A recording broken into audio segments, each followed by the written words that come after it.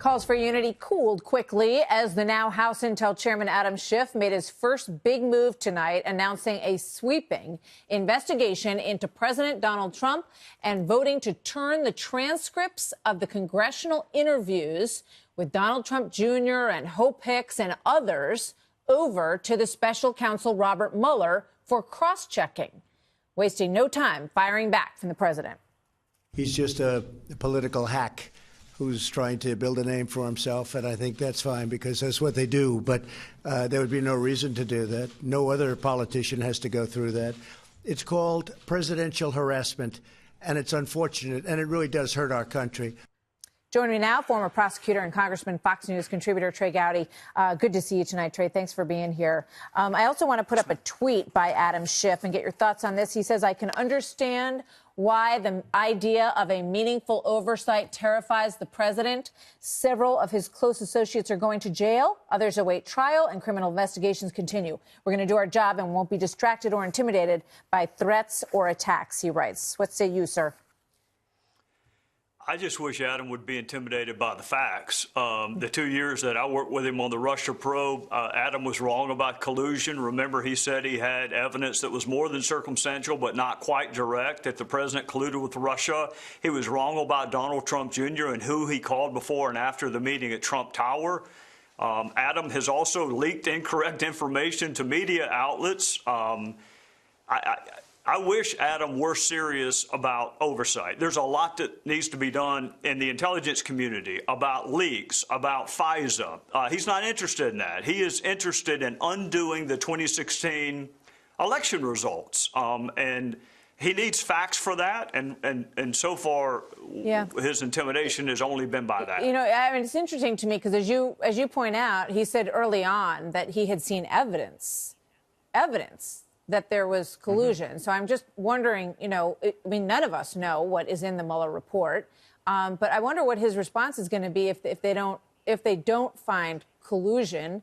You know, well, nobody knows what else they might see in there. But I mean, how's he going to react, and where's his evidence going to be if indeed that report disappoints him? I just hope he's asked. I mean, I'll just settle for someone in the D.C. print media asking Adam a follow-up question.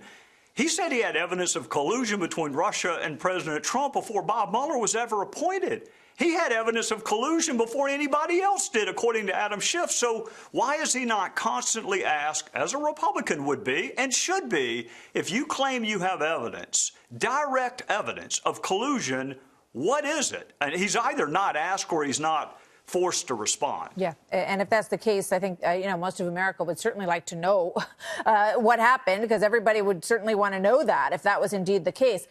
In terms of Mr. Nadler, Congressman Nadler, who is heading up the committee, and he is asking for Mark Whitaker, the acting attorney general, who's coming in on February 8th to testify about why or why not, you know, what his process was on not recusing himself from the Russia investigation when he became acting attorney general. Then they said they were going to subpoena him also, even though he said he was going to come and talk to them. Yeah, there are three reasons that Jerry Nadler did that. Number one, so you and I would be talking about it, and others would be talking about the acting AG being under subpoena. Number two, it does compel attendance, but Matt's already said he's coming. Thirdly, and importantly, and what I don't think your viewers know is when Matt says, I can't answer that question because it's privileged, I can't answer that question because it's an ongoing investigation, if you're under subpoena, it makes it much easier for the committee to compel you to answer. That's why they're doing it. They're not worried about him not showing up. He's already said he's coming. Although, Martha, I hope he doesn't. He's going to be the AG for about another week. He's got about another week, so he's certainly not going to talk about his vision for the Department of Justice. He can't talk about Mueller. He can't talk about Rosenstein. He can't talk about any ongoing investigation, and he can't talk about communications he's had with the president. So what's he going to talk about? He's not going to be there in a week. So, look, Matt's got access to much better legal minds than mine, but I think I'd have a cold Friday if I were him. And then by this time next week, Bill Barr will have been confirmed, and he can come answer all of Jerry Nadler's questions. But Whitaker's got, what, a week left on the job? Good point. Good point. Trey Gowdy, thank you very much. Good to see you as always, sir. See you next time.